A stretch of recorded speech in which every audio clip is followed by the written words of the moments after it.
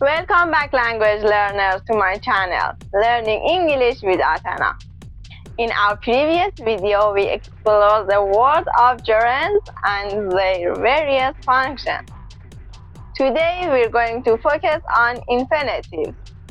Let's go for it. The infinitive form of a verb is created by adding to before the base form of the verb, and it can function as a noun. As a result, in many sentences, either a gerund or an infinitive can be used without any significant difference in meaning. Infinitives can serve as the subject of a verb just like gerunds. Let's take a look at some examples. For instance, to save lives is important carries the same meaning as saving lives is important. Similarly, to tell a lie is a sin is equivalent to telling a lie is a sin. Infinitives can also function as the object of a verb, just like gerunds. Let's see some examples. In the sentence, I want to drink. As you might know, want is a transitive verb, which requires an object. In this case, to drink is the object of the verb. I would like to order a pizza demonstrates the infinitive phrase to order a pizza as the object of the verb would like. Infinitives can also serve as the complement of a verb, providing information about the subject. Let's explore some examples. In the sentence, his dream was to become a renowned poet. The infinitive phrase to become a renowned poet acts as a complement, describing his dream. If an infinitive follows to be verbs, it cannot be the object. Rather, it is a complement. Similarly, our job is to translate this text. Highlight the infinitive phrase to translate this text as a complement, explaining our job.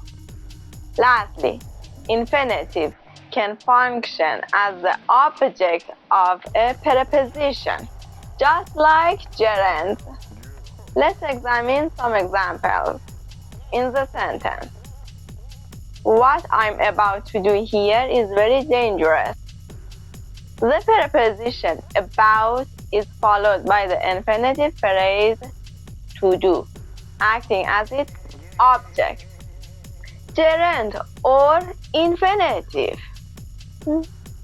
Since the gerund and the infinitive serve the same function, in some cases, either of them can be used in a sentence without any change in meaning. However, this is not always the case, as some verbs can only be followed by a gerund. Example, enjoy, admit, avoid, while other verbs can only be followed by an infinitive. For example, decide, promise, agree.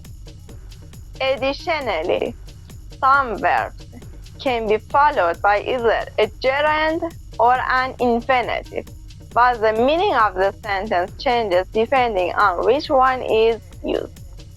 For instance, she's agreed to sing versus she enjoys singing suggests that she has made a specific agreement to sing, while she enjoys singing simply expresses her general enjoyment of singing.